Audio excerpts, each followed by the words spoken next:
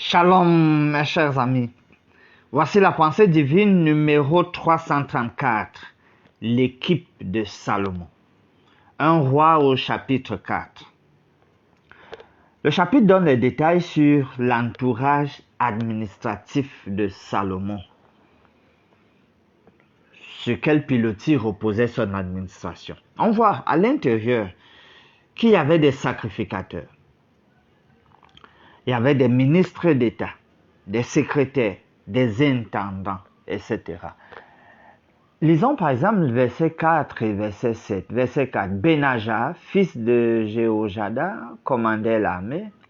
Tchadok et Abiatar étaient sacrificateurs.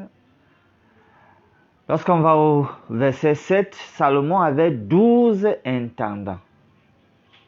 Si on remontait au verset 5, à la fin, on parle de Zaboud, fils de Nathan, était ministre d'État, favori du roi. Ceci dépeint donc la splendeur de la nation pendant le règne de Salomon et la renommée de sa sagesse. Une très bonne administration. Le chapitre donne la preuve que Dieu a accompli ce qu'il avait promis à Salomon. C'est-à-dire qu'en plus de la sagesse, il lui donnerait de très grandes richesses et son pouvoir serait étendu. Le royaume unifié. Parce que lorsque on exerce la justice, cela unit les gens.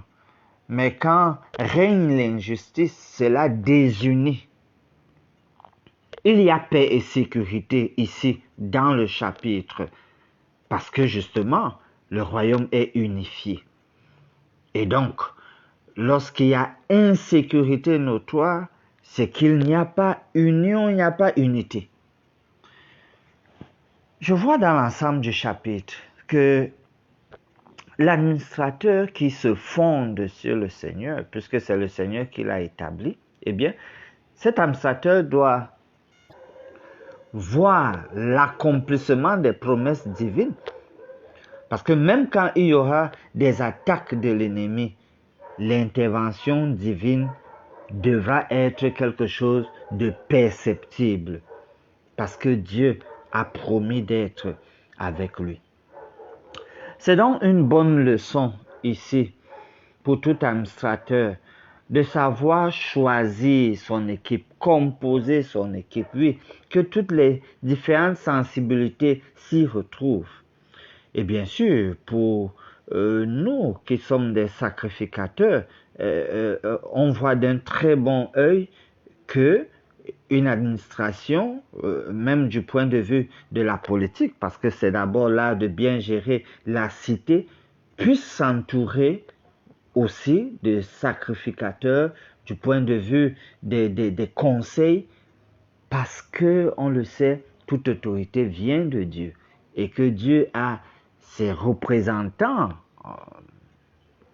par lesquels il peut également se manifester. D'autant plus que dans Amos 3,7, il est dit, le Seigneur l'Éternel ne fait rien sans avoir révélé son secret à ses serviteurs, les prophètes. Prions. Merci Dieu notre Père de savoir que tu accomplis tes promesses à l'endroit des leaders que tu mets sur pied et que tu suggères qu'ils soient bien entourés. Tu sauras donc conduire toutes choses pour ta gloire. Nous prions au nom de Jésus. Amen.